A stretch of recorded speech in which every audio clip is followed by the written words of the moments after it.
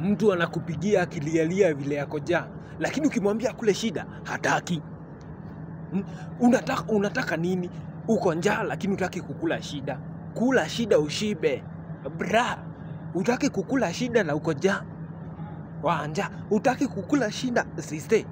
Baby girl, wacha ujinga, kula shida. Uko njaa na uko na shida. Si ukule shida. Minister, Her Excellency. Baby boy, unataka tukusaidia aje? Uko njaa lakini utaki kula shida. Basi si ukule kona kama uwezi kula shida, ama ukule kiapo. Sasa unanililia uko njaa na utaki na uko na vitu za kukula. Kula story ushibe. Sasa uko na potential lakini utaki kuitumia.